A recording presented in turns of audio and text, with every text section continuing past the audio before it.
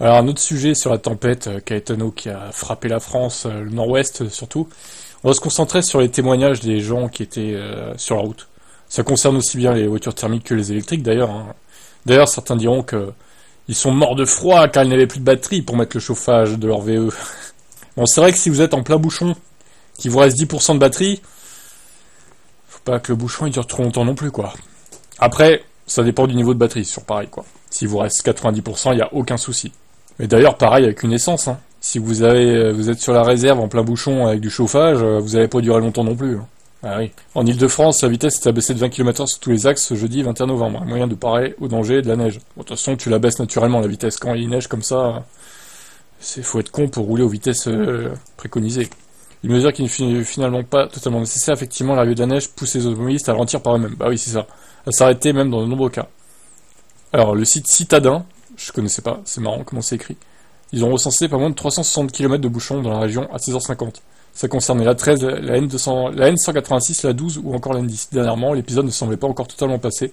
Des dizaines d'automobilistes étaient encore bloqués sur la 36, autour de Montbéliard à 5h du matin.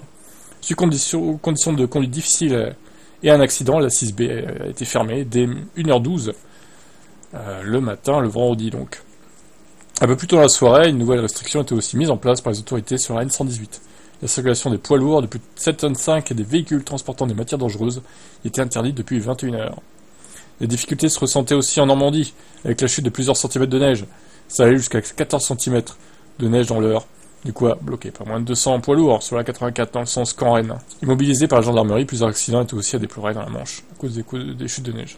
Dans le Haut-Rhin, la Sarthe ou encore la Nièvre, de lourdes difficultés étaient aussi à signaler. Reste à savoir si le dessalage des routes fonctionnera bien, alors même que le verglas est maintenant entendu dans certaines régions. Bon, alors je pensais qu'il y avait des témoignages sur le site d'Automoto, mais non, il n'y en a pas en fait.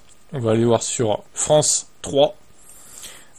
Alors, donc, personne n'est venu nous voir. De nombreux automobilistes coincés plus de 10 heures sur l'autoroute. Alors là, on y vient, voilà. Dans l'Orne, la neige, le verglas et les accidents ont paralysé la circulation une grosse partie de la soirée sur la 28. Près de Gacé, laissant de nombreux automobilistes bloqués pendant plus de 10 heures ce jeudi. Alors là, exemple concret, si tu es bloqué 10 heures dans le froid avec ta voiture électrique, pour le chauffage, il faudrait qu'il y ait au moins 30% de batterie quoi, pour que ça tienne 10 heures. Sachant que, faudrait savoir combien il lui reste de kilomètres à faire au gars aussi. Bon, après, 30-40%, ça devrait aller quand même. Par contre, effectivement, si tu restes 10 heures bloqué et que tu as 15% de batterie, ça va être un peu compliqué. Il va falloir faire un choix soit sur la distance qui reste, soit sur le chauffage, quoi, en fait. Vincent s'est retrouvé bloqué à partir de 19h. Je venais de Rouen pour rentrer à Nantes. C'est la première fois que je vis une telle situation. Heureusement, j'avais prévu mon manteau de ski ce matin. C'était un signe. Ouais. Je m'occupe en travaillant car je pense que demain matin, je serai pas très en forme pour être efficace au boulot. Je prends de l'avance pour demain et la semaine prochaine. Bah écoutez, il a refait sa journée directement de la nuit, quoi. C'est pas le pire des situations, on s'en remettra ce week-end. On n'a pas vraiment été prévenu des conditions avant d'arriver sur l'autoroute. Ça roulait doucement au début, mais maintenant, c'est complètement à l'arrêt.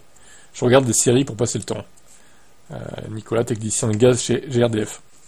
Les touristes anglais bloqués sur place confirment le manque d'informations disponibles. Personne n'est venu nous voir pour dire ce qui se passe. Heureusement, nous avons de la nourriture, de l'eau et des vêtements chauds. Ah bah, c'est pratique, oui, effectivement. À croire qu'ils avaient prévu. La circulation a finalement été débloquée vers minuit dans les deux sens de la circulation permettant aux véhicules de reprendre lentement une route à une allure de 10 km/h. L'autoroute était encore pas mal enneigée dans la nuit.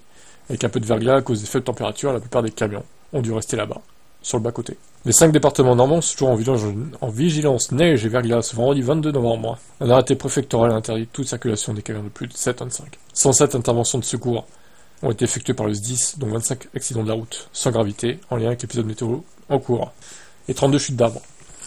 Ouais, bah, c'est ce qu'on disait dans la précédente vidéo. De toute façon, il n'y a eu aucune anticipation, je ne comprends pas comment c'est possible, qu'il n'y ait aucune anticipation des conditions climatiques, alors que la météo a quand même prévu un épisode neigeux conséquent. Pourquoi ils n'ont pas salé les routes et qu'ils n'ont pas surtout appelé des déneigeuses très vite aussi en renfort pour prévenir tout ça? C'est incompréhensible, moi je comprends pas, franchement. Mauvaise anticipation, encore une fois, la France, dès qu'il y a de la neige, ça y est, c'est la panique totale, et les automobilistes, ils trinquent en fait, quoi. Je vous laisse commenter ça, c'est révoltant, je trouve.